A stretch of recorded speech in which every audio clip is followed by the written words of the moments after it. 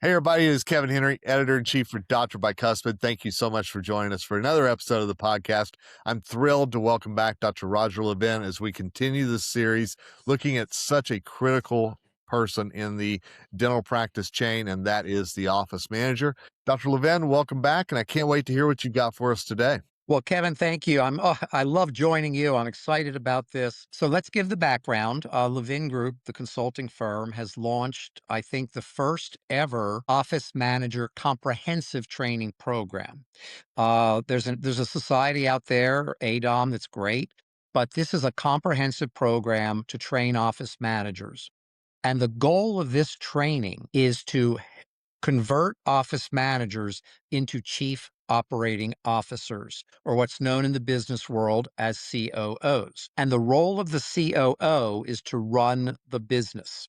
So the way we're saying it at Levin Group, we launched this new program, is we're training the office manager to do everything, and we mean everything non-clinical in the office. The systems, oversee the team, hire, terminate, build the team, implement customer service, review the schedule, change the schedule, of course, with doctors' approvals, etc. So all non-clinical should now be run by the office manager. Unfortunately, most office managers didn't have the opportunity to have previous education or experience in management. 96% don't. They can learn it. We are very optimistic. Our beta testing over the last 2 years showed that many committed office managers can become exceptional, but they're going to go from not knowing a lot to becoming exceptional. And that requires the comprehensive approach we're talking about today. So, in our first podcast, and I encourage everyone to go back and listen to it, we talked about this concept of chief operating officers. What do we want this person to really be doing? And in this one today, we're going to talk about human resources. That's the business term. Or in the dental office, managing the team. Dentists should not be managing the team. They find it stressful. They don't have time for it. Many dentists, and this is fine, are passive aggressive. Well, sure. We become dentists to be nice to people, not to have conflict.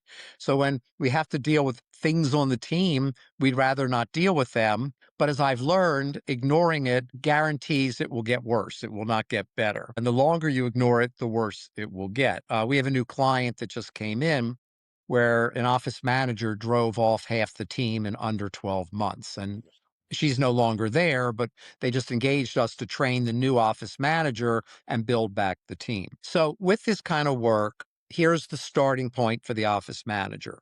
One, you need to build an organizational chart. An organizational chart is literally a diagram of the people in the practice. The dentist would be on top, like a CEO. Then the office manager comes underneath, like a COO. And then if you have department heads, if there's a front desk head or a clinical head, not that common, but some practices have it. And then the assistants and the hygienists would come under the clinical head. And if there's no clinical head, they come under the office manager, not the dentist, even though they can. There's a dotted line, it's called. They can ask the dentist questions clinically. And then the administrative staff comes under either the front desk head or the office manager directly. So the first thing we do when we meet a new practice and we're working with these office managers one-on-one is build an organizational chart. What does this office look like? Because when you build the chart, you find the holes, what's missing. And you don't have to hire more people. You just got to change some of the jobs. Now, as I said in the last, or as I'm going to say today, sorry, every team member, including the office manager, should have a detailed job description. At a course I took at Harvard Business School, the professor said, I'm quoting, most people don't know what their jobs are. Now, he wasn't saying they have no idea what they're doing. He was saying it just hasn't been defined. They're not doing certain things because they don't know they're supposed to be doing them. Here's an example. One of the fastest ways to increase practice production, and that's our expertise, and practice production increases practice income, also our expertise, those are our core focal points, is reactivate your inactive patients. And an inactive patient, by our definition, is any patient that does not have their next appointment scheduled. Well, what's the protocol in the office for that? And I'm going to tell you, I don't know the data, but the vast majority of offices have no protocol. Front desk people call overdue patients when there's some free time. If the practice slows down, the dentist gets nervous, goes to the front desk and says, call our overdue patients. But otherwise, they're not really doing it on any schedule. Where we teach with an office manager, it will happen every single day. Here are the 9 steps that you take. This is your job. This is what you do every day. This is how you track it. These are the results we're looking for. That's a system. And office managers need to have job descriptions written so that person responsible for that incredible way of increasing production and income does the job. Instead, they're doing other stuff that doesn't add to production, and the practice might be lower in production this year or higher in production, but not high enough that it offsets rising overhead. And we're seeing a lot of practices right now increasing production, but lower income because overhead's rising faster than the production increase. Okay, so first thing you do as an office manager, then we're talking today about managing the team. That's our subject, is you build an organizational chart. The next thing is you build the systems. You can't ask a scheduling coordinator to be great if you don't have a good scheduling system. You can't ask your team to be great in customer service if nobody ever trained them. You and I did a 6-part podcast on, I think it was a 4-part, 6 parts, I don't remember, but Yep. on customer service, because I wrote that book, Wow Every Patient, which was my first video book, 36 chapters. Each chapter was a training chapter. Well, if you don't train people, how do they know to go out there? And what do you do? Customer service isn't obvious. It's not just about being nice. For example, we're teaching teams now that in the morning, the question they should be asking themselves in every patient contact is, how can I make your day better today? What an outlook when you actually are responsible. So, Kevin, every time we do a podcast, I want to make your day a little bit better, which means Wow. I did a good job. I came prepared. I had hopefully good information. Otherwise, I'm not making your day better. That's lousy customer service. There are people who show up for podcasts totally unprepared. That Sure. is not good customer service to you. So, customer service is huge. Case acceptance. I'm doing incredible research right now on case acceptance. I just was teaching our consultants how to teach the offices certain specific things to say. The office manager creates the scripting for the team. So in case acceptance, looking at a patient, and this is the dentist a lot, but saying, I've seen this so many times, the result will be fantastic. I have done this case 1,000 times in my career. I will take you through this. I will be with you every step of the way. These are the things that increase case acceptance, to increase production, to increase practice income. Mhm. And the staff needs to know them also. So this is all part of writing job descriptions. And then number 2, making sure every team member knows what to do. Number 3, every team member should have 1 to 3 goals. People are motivated by goals. What is it that a team member should accomplish in the next 12 months? What is it, a project? Is it a better target? Every team member needs to know their numbers. Team member responsible for overdue payment patients needs to know, what are they shooting for? 96% of all patients scheduled, 94%. The team member collecting money, and we're fixed on this one, needs to collect 98% of all money owed to the practice. The team member doing scheduling has to build the schedule to hit a daily goal. So at the end of the year, we're not surprised that we didn't hit our production goal. And the hygienists, are they behind on x-rays and fluoride? We now have data showing that the average new client at Levin Group is $40,000 lower than if they had all patients caught up in x-rays and fluoride, which is pretty easy because it's the rare patient that won't get their x-rays or their fluoride if you explain it to them properly. Okay, so that's an example of the office manager with the current team. Now let's talk about onboarding new team members. In our newest survey, national survey, we found that 59% of offices, this is data from the last 6 weeks, 59% of offices are looking for a team member to hire right now. And 64% uh, would like to hire one in the next 6 months. And 91% of dentists say there is a staffing shortage. Wow. Okay. So, what is the role? Dentists should not be recruiting. Office managers should do recruiting. Dentists should be doing dentistry, having the freedom to do what they love and be productive. The office manager, COO, Chief Operating Officer, does the recruiting. Couple in on each one of these next items, I'll give you a couple practical points for our listeners because I like to be practical. One, make your ad different. Don't talk about you need a dental assistant and here's how much we're paying.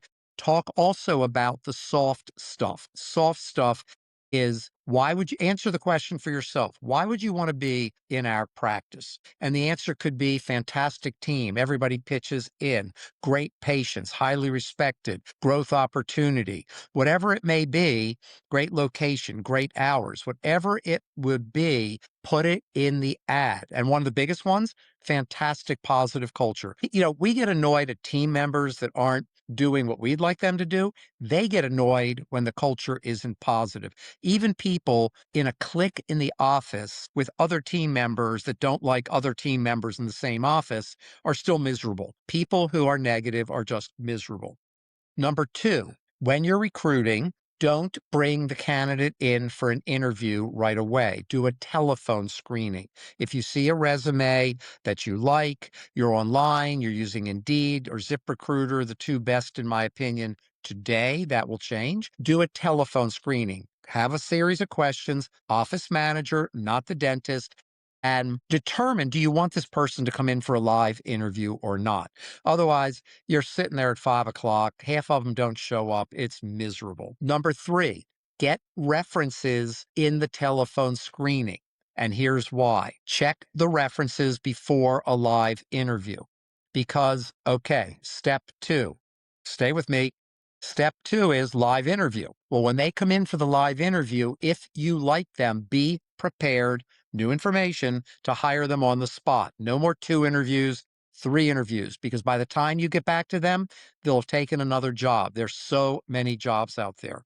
It Yeah. takes a team member about 3.5 minutes to find a new job.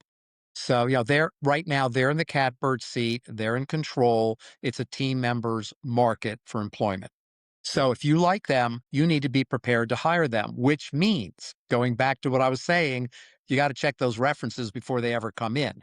Because if you don't, and you're going to check them after the fact, now you got a whole mess on your hands. And by the way, even though I don't like dentists doing a lot of work, the best person to check the references is the dentist because a dentist will talk to a dentist openly and honestly. They will not tell things to the office manager. They're all afraid to say anything. Okay, if we hire the person, we got to pay them. What is the compensation you're going to offer them? Now, all you have to do is look online. You can see all the offers and you'll know what's being offered. By the way, your team also knows what's being offered. Make sure they're at good market rates or they're going to leave also. So you do the interview, you have checked the references. I won't get into interviewing today other than to say it's a two-way street. You're not just interviewing them, they're also interviewing you. And you got to, case acceptance is sales, so is interviewing. Whether you offer them the job or not, make sure you're selling them on wanting to be in your practice. You can always unsell them when you tell them you don't want to hire them for some reason. But if you think you're in charge of the interview, it's both ways. You're just fooling yourself. Yeah. So offer them compensation. And then another thing you can do is offer a signing bonus. We're seeing this more and more. It used to be just for athletes, but now you might say, and if with in our practice, when you take the job, there's a $3,000 signing bonus, but we pay it 1/6 per month over 6 months. We knew a practice that actually brought somebody in before they became our client, paid them $5,000 the first day. She was gone the second week. And by the way, she has to pay the money back. Good luck with that. Yeah, Yeah. good luck getting that money back. And you got to sue somebody over 5,000, it cost you 20,000 or 50,000 just to do the lawsuit. Sure. We all say we're going to sue everybody. People who say they're going to sue everybody have not been sued. They don't know how miserable it can be. Fortunately, I'm there. I have not been. Okay. Now, the next thing that you want to do is bring them into the practice. And there are people who just don't make it. And there are people and practices where everybody hates the new hire because she's a new hire. She's not one of us. She's not old school. She doesn't do it our way. And God forbid she has an opinion of her own. So, what we teach, brand new concept for everybody, is called the Big Sister Program. Take a team member who's really a veteran in the practice and ask her if she'll be the big sister to the new hire. And all big sister means is you tell the new hire, Julie is going to be your big sister. Anything you need, ask Julie. Any question, any type, anytime. Julie is your big sister. By the way, the new hire might be more experienced, could care less about that. Julie's role is to run interference for the new hire. If everybody knows Julie's the big sister, they're not going to be as quick to dislike the new hire. And they'll be more apt to help the new hire because Julie's her big sister, her protector, so to speak. It just smooths everything out. It makes it run really well. Lastly, the office manager should meet with a new hire at least every 2 weeks, 10 minutes. You've got the time, just checking in. How's it going? It's not a review, it's not advice, it's merely friendship. How's it going? Make sure the new hire's happy because a lot of new hires are not lasting very long in practices today. Okay. Finally, one last comment for the current team, measure longevity. The best way to not have to hire is keep the team you have. Now, we could spend hours on leadership, treating them well, respect, appreciation, recognition, bonuses. I have a list this long of things you can do. But the one I'll mention that's kind of interesting that nobody thought about is a longevity bonus, where you say to your team, at 3 years, you get $1,000 bonus. At 5 years, you get 3,000. At 7 years, you get 5,000. And it goes all the way up to whatever you want. And you might say, and when you have to write that check, you are going to hate it. You are going to hate writing them that check. But let me tell you, we estimate the cost of turnover at $50 to $100,000 a year every time you have a turnover. So that's number one. Number two, it's stressful. It's horrible. The practices, when you work with, one less team member, if your assistant calls tomorrow, when I say that and says she's not coming in, dentists are already getting chills down their spine hearing those words. So you might think about longevity bonuses in addition to just build a fun environment where people like to be there. If you today, we got to wow our team regularly to keep them. That's a different podcast for a different day. But whose job is everything I just talked about? Because dentists are listening to this, Kevin, and saying, oh my God, this is overwhelming. When does Yeah. Roger think, yeah, Roger, great ideas. When do you think I'm going to do all this? Remember, I'm a general dentist. I practiced while I was building Levin Group, the consulting firm. I've lived your life, everybody. And here's the answer. You're forgetting that everything I just talked about, dentists don't do. That's the job of the office manager who's a chief operating officer. Back to you, Kevin. Love it. Love the COO for the office manager. So a couple of questions. I've always got a couple. And you talked about job descriptions. You talked about those job advertisements. And I'm curious, AI is all the buzz right now. Would you use AI to help with job descriptions or even creating those job ads? Well, I'm going to give you two answers about AI. The answer to your first question is yes. Why wouldn't you? And I'm Okay. so tired of people saying, oh, it sounds like AI or I can write it better. You're right. But AI gives you a draft. It gives you things to think about. I've never used AI to write an article for me that gets published. As you know, I do a lot of writing, Thank Kevin, you and for that. published a lot.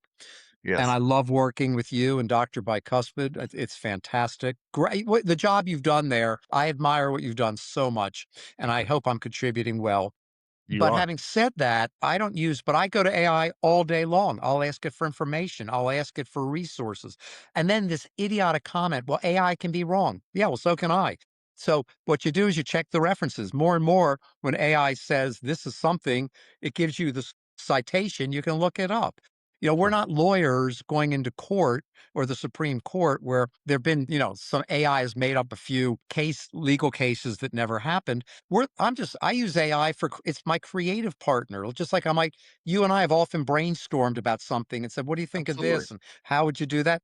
But why not do it with AI? And by the way, AI today is about where the internet was in its second year. It is only being birthed. It is embryonic. It is going to get so good. I had a conversation recently, a real estate conversation with, I thought, a broker. It took me the fourth text back and forth to realize I was talking to AI. It Oh, was wow. that good. And when I said to it, okay, no more AI, it came back and said, "Oh, I completely understand. I will have the live broker call you within 15 minutes." I mean, it was fantastic. So, yes, AI to help you do anything. And dentists weren't English majors for the most part. They were science majors. So, just like you wouldn't ask an English major to do an organic chemical lab experiment, don't Yeah, ask dentists to go write the ads. Or the other best way is go look at all the ads and find some you like and copy them. There's no absolutely. shame in doing that. Why Okay, the reinvent second the thing wheel? about AI, I'm sorry. Why reinvent the wheel, right? Why I have a saying, I don't want to reinvent the wheel because my wheel might come out square. Exactly. Okay. The second thing about AI that you didn't ask, but it's very interesting, it's going to help front desk people and administrative people do their jobs. AI is going to get patients in. It's going to tell you who to call, when to call. The AI documentation, people say, well, I can't keep track of the third call to a patient or when I should be sending a text. AI is going to tell you all of that, and then it's going to do it for you. But it's going to do it in a way that's not cold and unpleasant and calloused, but warm and caring from the office. And then eventually, AI will start to replace some team members. We're not there yet because it can't do a full job yet. Well, if you had an insurance coordinator billing only, you might go to a company that does that. With the shortage, one way we're going to deal with it is AI eventually will start making up for people. We have a client now. The whole telephone system is being answered out of India, and they're fantastic. It's one fifth the cost of the employees, and they are absolutely fantastic. Don't call me, folks. I won't name names. I don't do that, but you can look around. They trained for 2 months. They got to know the practice, and it's going phenomenally. And we know this because we've got all the data because they're our clients. Right. So, there's an example of they don't need as many people answering the phones in their office. It's a 5 doctor practice, which is why they said we don't want to hire all these people and we're having all this trouble. Now we're cleaning all that up. We weren't there at that point. But, you know, this isn't AI, but it's the precursor to AI. Yeah. Sure. So that's going to be fan. I'm very excited about AI and I'm embracing every bit of it because I think it's going to be great. It's And we coming. we have not seen anything of what it can do yet. We're only at the beginning. Agreed. And it's coming Yeah. whether we embrace it or not. And so I think Oh my that's where gosh. yeah. Yeah. You listen to the political discussions, and here's the answer, everybody. You can discuss it all you want. It's coming. Yeah. Amen. It doesn't matter what party you're in. It doesn't matter what you think of it, good, bad, indifferent. It's coming.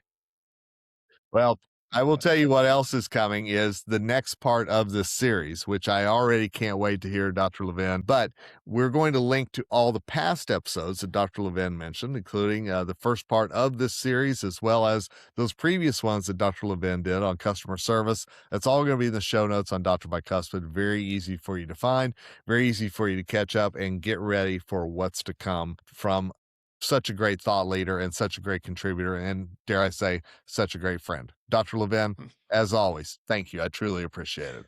Thank you, Kevin. Absolutely. And thanks to all of you for listening to this episode of the drbicuspid.com podcast. A lot to think about. A lot to think about maybe the future of your practice, the future of what things may look like. And we always like to challenge you with some different ways to look at things. And we always appreciate Dr. Levin's thought leadership. Until next time, it's Kevin Henry, editor in chief for Dr. Bicuspid, signing off. And as always, wish you nothing but success ahead.